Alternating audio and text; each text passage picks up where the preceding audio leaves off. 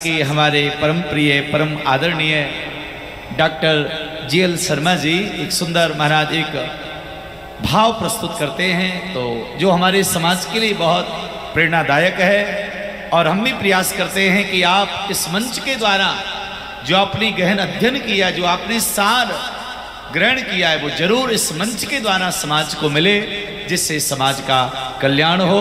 तो मैं बड़े आदर के साथ में मंच पर आमंत्रित करता हूं। बड़े सहज, बड़े सरल, बड़े विनम्र हैं हमारे आदरणीय डॉक्टर जीएल शर्मा जी। मैं चाहूंगा एक बार जोरदार ताली बजा के आप लोग स्वागत करिएगा। भाव से बोलिए हर हर महादेव। बोलो शंकर भगवान की जय। व्यासपीठ को नमन करता हूँ, प्रणाम करता हूँ। छोटे व्यास जी महाराज, विश्व के सबसे छोटे बाल व्यास चिरंजीव अनुराग कृष्ण शास्त्री जी को प्रणाम करता हूँ। आप सभी को नमन, वंदन और अभिनंदन। बहुत दूर दूर से कथा श्रवण के लिए आए हैं। मैंने परसों और कल दो बातें बताई थी, मैं रिपीट करूंगा। महाराज जी ने बहुत अच्छा महत्व बताया गौ माता का, तिलक का, बिंदी का। हम लोग जो तिलक और बिंदी लगाते हैं ये आज्ञा चक्र है, चेतना बिंदु है। महाराज जी ने बताया कि ये तीन नाड़ी, इड़ा, पिंगला और सुषुम्ना, तीनों का त्रिवेणी है, तीनों का संगम है जहां हम लगाते हैं। और विज्ञान ये कहता है कि यहाँ एक पीनियल ग्लैंड है, एक पीनियल ग्रंथि है जिसमें से हैप्पीनेस हार्मोन सिक्रेट होते हैं। हार्मोन का नाम है सेरोटोनिन और बीटा एंडोर्फिन। दोनों हार्मोन आपकी हैप्पीनेस इंडेक्स को बहुत राइज करते हैं, बढ़ाते हैं। कोलंबिया विश्वविद्यालय में ये शोध हुआ। मैं इसलिए बता रहा हूँ कि जो सनातन संस्कृति है, सभ्यता है और जो संस्कार हैं, उनसे युवा पीढ़ी जुड़े। और कब जुड़ेगी? जब आप उनको ये सब बताएंगे। क्योंकि बच्चे लोग तर्क ढूंढते हैं, विज्ञान ढूंढते हैं। महाराज, कुछ लोग माइथोलॉजी मानते हैं कि कैलाश पर्वत, मानसरोवर ये माइथोलॉजी है, लेकिन मैं आपको बताना चाहता हूँ कि कैलाश पर्वत एवरेस्ट से काफी नीचे है। एवरेस्ट पर बहुत लोग चढ़ चुके हैं। क्या कैलाश पर्वत पर कोई गया है? कोई नहीं गया। विज्ञान, नासा, इसरो और दुनिया भर के साइंटिस्ट की टीम महाराज जी इस खोज में गई। उन्होंने विमान लगाए। ऐसा दुर्गम पर्वत है कैलाश पर्वत, जो नुकीला जो बर्फ है उनसे बना हुआ है।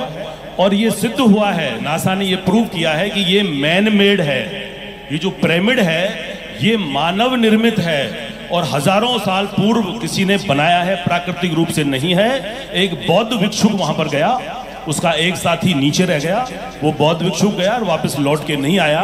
और जो भिक्षुक उसके साथ गया था उसको बहुत दिव्य दर्शन हुए और उसने अपने कानों से सुना। नासा के जो विमान गए उन्होंने भी सुना कि वहां अनवरत रूप से महाराज ओम का उच्चारण नियमित रूप से होता रहता है। जो लोग कैलाश यात्रा पर गए हैं, मानसरोवर गए हैं, वो इसका कर सकते हैं।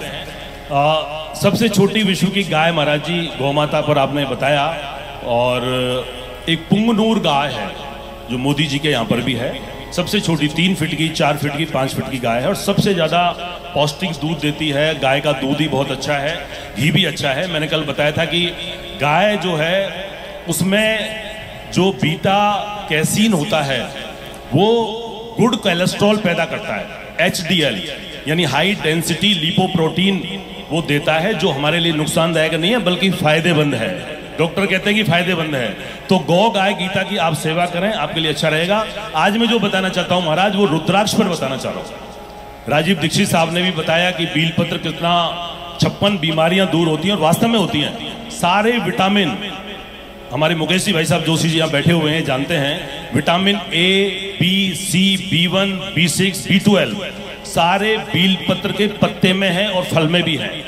उनका मिश्रण हम पत्तों को सुखा के उसका बहुत सदुपयोग कर सकते हैं। डायबिटीज के लिए अमृत तुल्य है और सारे न्यूरोलॉजिकल जो प्रॉब्लम है इससे दूर होती है।